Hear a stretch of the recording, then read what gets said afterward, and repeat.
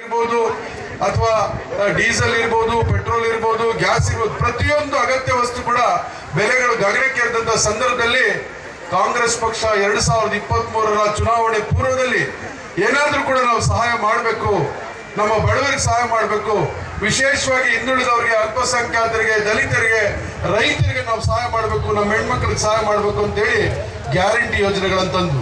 ಆ ಗ್ಯಾರಂಟಿ ಯೋಜನೆಗಳು ಕೂಡ ಮಹಿಳಾ ಕೇಂದ್ರೀಕೃತ ಕಾರ್ಯಕ್ರಮಗಳೇ. ಪ್ರತಿ ಮಹಿಳೆಗೂ ಕೂಡ ಮನೆ ಯಜಮಾನಿಗೆ ಗೃಹಲಕ್ಷ್ಮಿ ಯೋಜನೆ ಅಡಿ 2,000 ರೂಪಾಯಿ ಕೊಡುವಂಥದ್ದು, ಮತ್ತು ಮಹಿಳೆಯರಿಗೆ ವಿಶೇಷವಾಗಿ ಶಕ್ತಿ ಯೋಜನೆ ಅಡಿ ಏನು ಅವರು ಮಹಿಳೆಯರು ಓಡಾಡ್ತಕ್ಕಂಥ ಸಂದರ್ಭದಲ್ಲಿ, ಸರ್ಕಾರಿ ಬಸ್ನಲ್ಲಿ ಓಡಾಡ್ತಕ್ಕಂಥ ಸಂದರ್ಭದಲ್ಲಿ ಫ್ರೀ ಆಗಿ ಕೊಡ್ತಕ್ಕಂಥದ್ದು, ಇವೆಲ್ಲವೂ ಕೂಡ ಮಹಿಳಾ ಕೇಂದ್ರೀಕೃತವಾಗಿ ತಂದಂತ ಯೋಜನೆಗಳು. ಇವತ್ತು ನಮ್ಮ ಪುರುಷರು ಕೇಳಿದ್ರು ಅಂತ ಹೇಳ್ತಾರೆ ರಾಮಲಿಂಗಾರೆಡ್ಡಣ್ಣ, ಮನೆಯಲ್ಲಿ ಕರೆಂಟ್ ಬಿಲ್ ಬಂದಿದ್ರೆ ಮಹಿಳೆಯರು ಕಟ್ತಾ ಇದ್ರು, ಪುರುಷರು ಕಟ್ತಿದ್ರಣ್ಣ? ಪುರುಷರೇ ಕಟ್ತಿದ್ವಿ. ಇವಾಗ ಕರೆಂಟ್ ಫ್ರೀ ಮಾಡಿದ್ವಲ್ಲ, ಅದು ಪುರುಷರಿಗೆ ಅಲ್ವಾ? ಹಂಗಾಗಿ ಪುರುಷರಿಗೂ ಕೂಡ ಸಮಾನವಾಗಿ ತೆಗೆದುಕೊಂಡು ಹೋಗ್ತಕ್ಕಂಥದ್ದು ಕಾಂಗ್ರೆಸ್ ಪಕ್ಷ. ಅದಾದ್ಮೇಲೆ ಅಕ್ಕಿ ನಾವು ಮನೆಗೆ ಏನಾದ್ರು ತಂದಾಕ್ಬೇಕಿದ್ರೆ ಪುರುಷರು ತಂದಾಕ್ಬೇಕಾ, ಮಹಿಳೆಯರು ತಂದಾಕ್ತಿದ್ರ? ಪುರುಷರೇ ತಂದಾಕ್ತಿದ್ವಿ. ಇವತ್ತು ಅಕ್ಕಿ 10 kg ಫ್ರೀ ಕೊಟ್ಟಿದೀವಿ ಅಂದ್ರೆ ಅದು ಪುರುಷರಿಗೆ ಕೊಟ್ಟಿರ್ತದಲ್ಲ. ಪುರುಷರಿಗೂ ಕೂಡ ನಮ್ಮ ಪಕ್ಷ ಕಾರ್ಯಕ್ರಮ ಕೊಟ್ಟಿದೆ.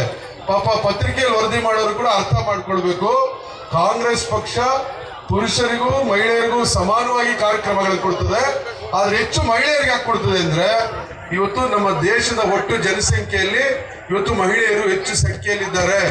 ಪುರುಷರಿಗೆ ಸರಿ ಸಮಾನವಾಗಿ ಇವತ್ತು ಹೆಚ್ಚು ಮಹಿಳೆಯರ ಜನಸಂಖ್ಯೆ ಇರೋದ್ರಿಂದ ಈ ಸಮಾಜವನ್ನ ಮುನ್ನಡೆ ತೆಗೆದುಕೊಂಡು ಹೋಗ್ಬೇಕಾದ್ರೆ, ಈ ಸಮಾಜವನ್ನ ಅಭಿವೃದ್ಧಿಯ ಕಡೆ ತೆಗೆದುಕೊಂಡು ಹೋಗ್ಬೇಕಾದ್ರೆ ಮಹಿಳೆಯರು ಹೆಚ್ಚು ಪಾತ್ರ ವಹಿಸಬೇಕು, ಮಹಿಳೆಯರು ಹೆಚ್ಚು ಸಕ್ರಿಯವಾಗಿರ್ಬೇಕು, ಮಹಿಳೆಯರು ಹೆಚ್ಚು ಸಮಾಜದಲ್ಲಿ ಆಗ್ತಕ್ಕಂಥ ಎಲ್ಲ ಆಗುವವುಗಳಲ್ಲಿ ತೊಡಗಿಸ್ಕೋಬೇಕು ಅಂತೇಳಿ ಮಹಿಳಾ ಕೇಂದ್ರೀಕೃತವಾದಂತಹ ಕಾರ್ಯಕ್ರಮಗಳನ್ನ ನಾವಿವತ್ತು ಕೊಡ್ತಾ ಇದೀವಿ, ಇದು ಕಾಂಗ್ರೆಸ್ ಪಕ್ಷ.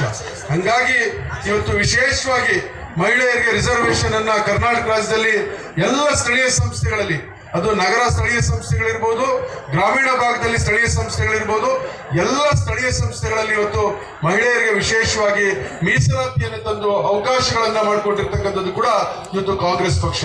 ಹಂಗಾಗಿ ಕಾಂಗ್ರೆಸ್ ಪಕ್ಷಕ್ಕೆ ಒಂದು ಜವಾಬ್ದಾರಿ ಇದೆ, ಕಾಂಗ್ರೆಸ್ ಪಕ್ಷಕ್ಕೆ ಒಂದು ಬದ್ಧತೆ ಇದೆ.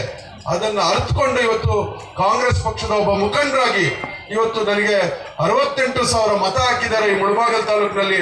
ಅವರ ಋಣವನ್ನು ತೀರಿಸ್ತಕ್ಕಂಥ ಕೆಲಸವನ್ನ ನಾನು ಮಾಡಬೇಕು ಅಂತೇಳಿ ಇವತ್ತು ಈ ದೀರ್ಘ ಸುಮಂಗಲಿ ಭವ ಕಾರ್ಯಕ್ರಮವನ್ನ ಅತ್ಯಂತ ಆಸಕ್ತಿಯನ್ನು ತೆಗೆದುಕೊಂಡು, ವಿಶೇಷವಾದಂತಹ ಕಾಳಜಿಯನ್ನು ತೆಗೆದುಕೊಂಡು, ನಮ್ಮ ಎಲ್ಲ ಮುಖಂಡರುಗಳನ್ನ ಒಳಗೊಂಡು ಎಲ್ಲರನ್ನು ವಿಶ್ವಾಸಕ್ಕೆ ತೆಗೆದುಕೊಂಡು ಈ ಕಾರ್ಯಕ್ರಮವನ್ನು ಅತ್ಯಂತ ಯಶಸ್ವಿಯಾಗಿ ಇವತ್ತು ನಮ್ಮ ಆದಿನಾರಾಯಣರವ್ರು ಮಾಡ್ತಾ ಇದ್ದಾರೆ. ಇವತ್ತು ನಮ್ಮ ಕೊತ್ತೂರು ಮಂಜು ಅವರು ಹೇಳಿದ್ರು, ಅಣ್ಣ ನನಗೆ 73,000 ಓಟ್ ಬಂದಿತ್ತು, ನಾನು 33,000 ಓಟಲ್ ಗೆದ್ದೆ ಅಲ್ವಾ ಸರ್? 33,000 ಓಟಲ್ ಗೆದ್ದೆ. ಅದಾದ್ಮೇಲೆ ನಾಗೇಶ್ ಅವ್ರಿಗೂ ಕೂಡ 74,000 ಓಟ್ ಬಂದಿತ್ತು.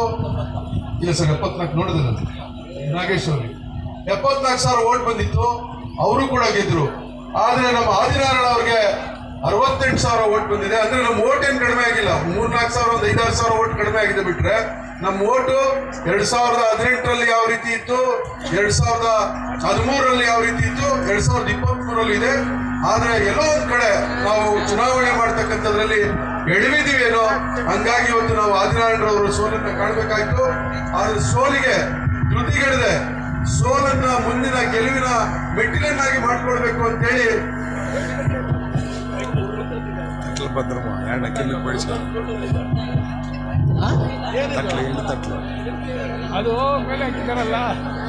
ಇವತ್ತು ಆದಿನಾರಾಯಣರವರು ಸೋಲನ್ನ ಮುಂದಿನ ಗೆಲುವಿಗೆ ಮೆಟ್ಟಿಲಾಗಿ ಮಾಡ್ಕೊಳ್ಬೇಕು ಅಂತೇಳಿ ಇವತ್ತು ಈ ಒಂದು ಕಾರ್ಯಕ್ರಮಗಳನ್ನ ಮಾಡ್ತಾ ಇದ್ದಾರೆ.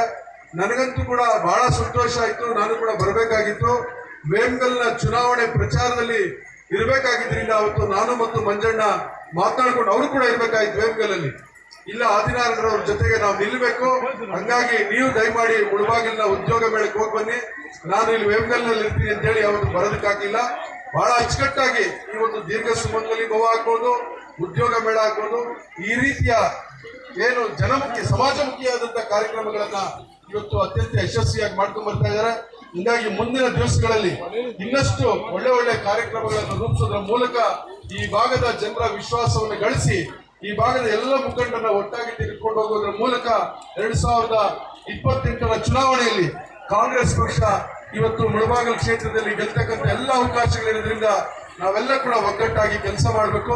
ಯಾಕೆ ಇಲ್ಲಿ ಕಾಂಗ್ರೆಸ್ ಪಕ್ಷ ಗೆಲ್ತದೆ ಅಂತಂದ್ರೆ ಈ ಏನು ವೇದಿಕೆ ಮೇಲಿರ್ತಕ್ಕಂಥ ಮುಖಂಡರು ಮತ್ತು ವೇದಿಕೆ ಮುಂಭಾಗದಲ್ಲಿರ್ತಕ್ಕಂಥ ಮುಖಂಡರು ನೀವೆಲ್ಲ ಕೂಡ ಅತ್ಯಂತ ಬಲಿಷ್ಠವಾದಂಥ ನಾಯಕತ್ವ ಇರ್ತಕ್ಕಂಥವ್ರು.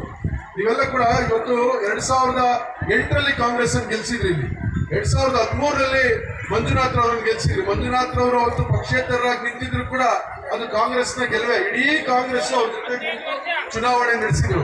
ಅದಾದ ನಂತರ 2018ರಲ್ಲಿ ಕೂಡ ನಾಗೇಶ್ ಅವರು ಅವತ್ತು ಪಕ್ಷೇತರರಾಗಿ ನಿಂತರು ಕೂಡ ಅದು ಕೂಡ ಕಾಂಗ್ರೆಸ್ನ ಗೆಲುವೆ. ಕಾಂಗ್ರೆಸ್ನ ಮುಖಂಡರು ಎಲ್ಲರೂ ಒಟ್ಟಾಗಿ ಕೆಲಸ ಮಾಡಿದಂಥದ್ದು. ಮತ್ತು ವಿಶೇಷವಾಗಿ ಮಂಜುನಾಥ್ ಅವರು ಮುಳಬಾಗಿಲು ತಾಲೂಕಿನ ಜವಾಬ್ದಾರಿ ಅಂತ ಇಟ್ಕೊಂಡ್ಮೇಲೆ, ಈ ತಾಲೂಕಿನ ಒಂದು ಪಕ್ಷದ ಸಂಘಟನೆಯ ಜವಾಬ್ದಾರಿ ಅಂತ ಇಟ್ಕೊಂಡ್ಮೇಲೆ ಎಲ್ಲ ಸ್ಥಳೀಯ ಸಂಸ್ಥೆಗಳಲ್ಲಿ ಕೂಡ ನೀವೆಲ್ಲ ಗೆಲ್ತಿದ್ರಿ. ಅದು APMC ಇರ್ಬೋದು, ಇದು ಪುರಸಭೆಯ ಚುನಾವಣೆ ಇರ್ಬೋದು, ಅಥವಾ ತಾಲೂಕಾ ಪಂಚಾಯತಿ ಇರ್ಬೋದು, ಜಿಲ್ಲಾ ಪಂಚಾಯತಿ ಇರ್ಬೋದು, ಮತ್ತೆ PLD ಬ್ಯಾಂಕ್ ಇರ್ಬೋದು. ಆದ್ರೆ ಇತ್ತೀಚೆಗೆ ನಮ್ಮಲ್ಲಿ ಒಗ್ಗಟ್ಟಿನ ಕೊರತೆ ಅಂತ ಕಾಣ್ತದೆ, ಅಥವಾ ನಮ್ಮ ಮುಖಂಡರಲ್ಲಿ ಒಂದು